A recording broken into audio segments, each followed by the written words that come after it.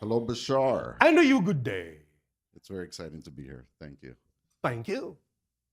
So, Bashar, Yes. the past couple of days in my travels to get here, there's been a series of events that were very challenging. Oh, I, congratulations. I, You I never had want to lose the challenges in your life or your life is over. I had my own plans and my own schedules, Oh, yes, plans and schedules. and What do they then say about that on your planet? You want to make God laugh? Make a plan.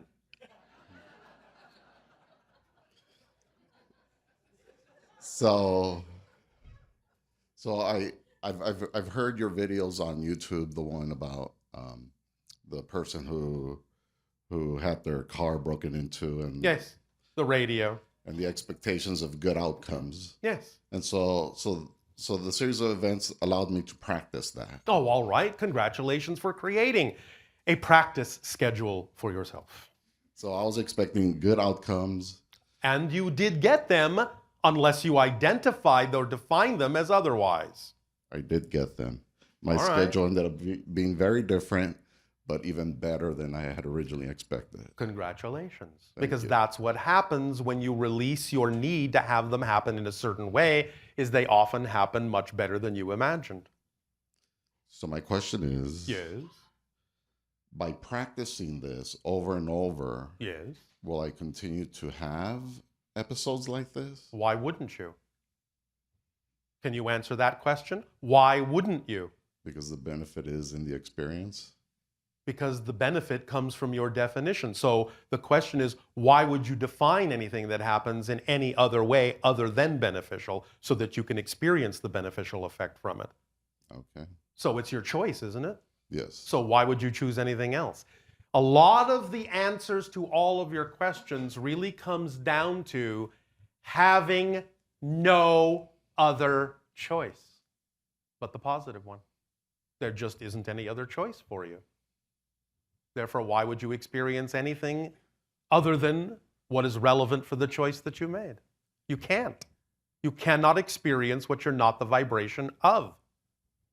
So if you're constantly choosing the positive state, it's not possible for you to have any kind of a negative experience or have an experience, more precisely, that you perceive as unfolding in a negative way.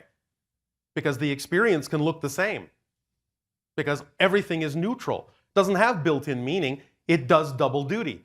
If you define it negatively, you will get a negative effect. If you define the very same thing positively, you will get a positive effect. That's how it works. What you put out is what you get back.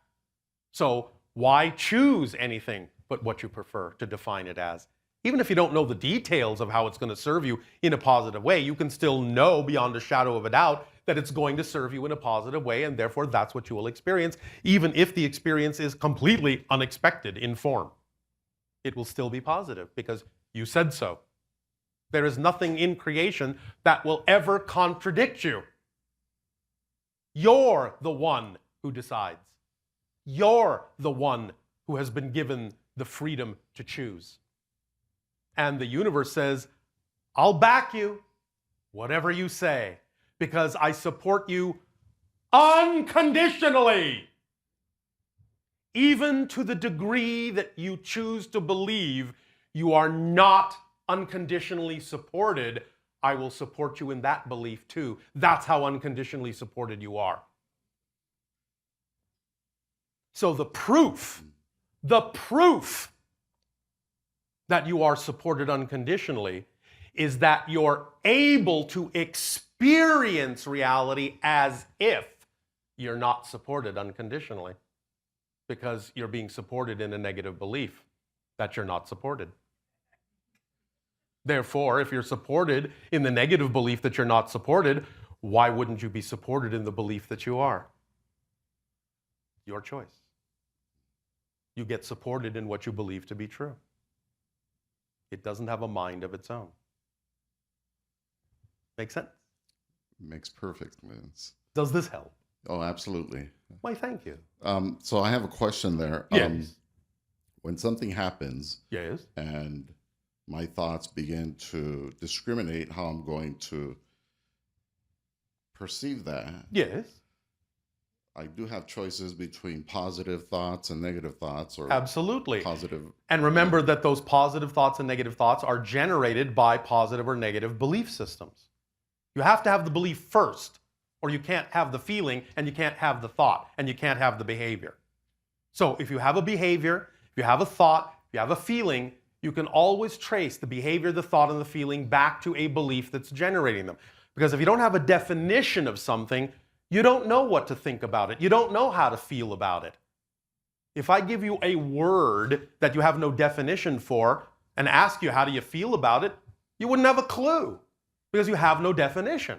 But once you have the definition, you go, now I know how to feel about that. Now I know what to think about that. Now I know how to behave about that idea because now you have a definition. So anytime you notice you may have a negative thought you don't prefer to have, use it as an opportunity to trace it back to what belief you must have that's generating that thought, and that will help you identify consciously the belief that may have been unconscious. And that's the whole point, because once you identify a belief that's negative, that's out of alignment with your true self, as soon as you identify it, will automatically appear to be nonsensical and illogical, and you'll drop it. If your behavior doesn't change after dropping it, then you haven't found the core belief. You've only found a secondary belief. And that's another thing that belief systems do. They'll surround themselves with secondary beliefs to make you think, yes, I found the belief and let it go. Now I'm okay. And you haven't. And you can notice that in your behavior, in the way you see things. I'm still reacting to this idea negatively. That means I haven't found the true fundamental core belief. You sneaky little tricky thing, you. You fooled me into thinking that secondary belief was you, and it wasn't. But now I found you out, because you cannot escape the fact that physical reality is a mirror and will always reflect back to me what I truly believe. So if I'm having a negative experience in some way, that means you're still lurking around. I'm going to find you. And I'm going to tell you that you can relax, that your job is done. Well done. You played a good game, but now you can relax. And I will now choose a different belief without invalidating what I don't prefer. I will keep it neutral and choose what I prefer without invalidating what I don't prefer, because everything is valid, everything is equal.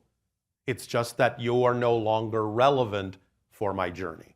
So thank you for bringing me to this point, negative belief. I appreciate you, because without the darkness, I wouldn't have easily seen the light. So thank you for surrounding it with darkness so I can see the light more clearly. And that's how you move on. That's how you move forward. That's how you grow. Make sense? Yes. How much effort? Effort? Okay. How much effort do you want? How much time? If I practice Yes. choosing positive outcomes over negative outcomes, Yes. do I actually have to spend a lot of time exploring the negative side, or is that if I don't choose to explore the negative thoughts, is that living in denial? If you're not exploring them because you think you don't need to or out of fear, then yes, you could be in denial. Because why would you care what's there? Because you know you're always going to get a positive and beneficial effect from whatever you discover. So why would you need to make that differentiation? Isn't that saying that somehow I should be done with this? Isn't that a negative judgment call? Yes. So what do you care? Okay. Isn't it all exciting? Absolutely. Well, then who cares what it is? Remember, as we said, that's one of the tools of excitement. It reveals to you what may be within you that's not in alignment with your excitement, and that's cause for excitement. So it doesn't matter that you discover something that may be negative lurking within you, because the fact that you discovered it means you can let it go, and that's one more thing you can let go of that you do not need. Now, eventually in your lives, you may run out of negative things to let go of, and that's fine. But you will not let go of the process of letting go. What you will let go of after you run out of negative things to let go of is you will start letting go of things that are simply no longer relevant for your life, even though they might be positive. Yes? Great. Yes, absolutely. All right. So let me ask you something about your society. Yes. In your society,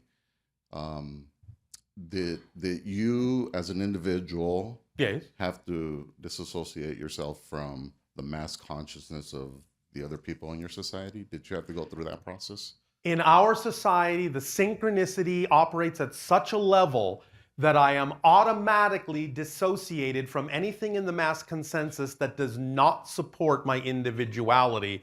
And therefore, my individuality, as it is expressed, supports the mass consensus of our society that desires everyone to be the perfect individual that they are. Yes? Yes. That's how it works in my society. That's how it can work in your society. You're heading that way. So we're headed that way. If you weren't, we wouldn't be having these conversations because we do not and cannot engage with vibratory realities that are too different from our own or not heading in the same direction. So this conversation is a positive sign.